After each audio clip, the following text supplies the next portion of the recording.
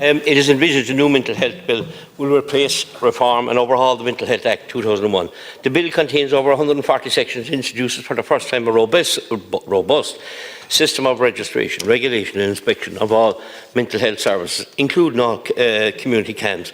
But will this happen, Minister? Every week I hold clinics all over West Cork. I know from families, parents, brothers, sisters and friends the devastation, see it myself firsthand, of mental health that mental health can cause. One particular case, a young lady who has so many mental health issues, there seems to be nothing that can be done for her.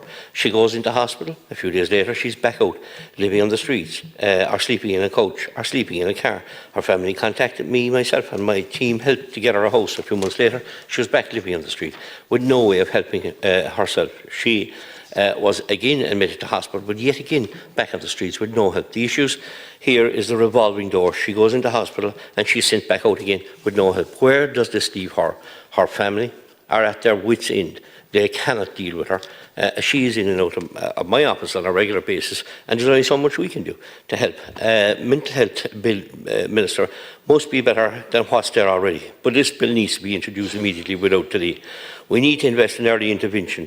And what I'm talking about, we mentioned there about CAMs and different things. The services are not there for the people.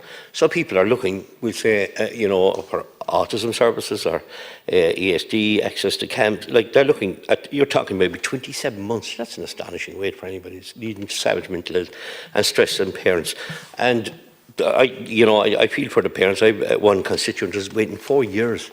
4 years to be met, that's astonishing, and that's a failure, Minister. I'm not leaning on you personally, but I'm just saying on your side there that hasn't been delivered in that many years. Nobody should have to wait 4 years to meet anybody. So it's a stress for these people who need help. It's stress for people who cry out on a day-to-day basis, and unfortunately, quite a lot of them end up doing self-harm. And while I have the floor, and I'm delighted to think that there's a unit done up in Bantry, and I welcome that, and I always give out and fight for services, and when they're given, we must praise them and meet the road. Meet the road as it comes before us. And I was in to see this lovely unit and all that. I do believe personally that we do need a standalone unit in West Cork, because I think it needs to be developed further. And their space is so tight there, I don't think they can develop it any further, genuinely. I think that maybe leads to less beds that's required in Bantry and in West Cork mental health beds. And these beds are needed. I'm not just here blowing trumpet saying we're never happy no matter what you give us. That's not good enough. The unit has been done up, and that's very, very much welcomed, and I'll have to leave it up to my colleagues in the fairness.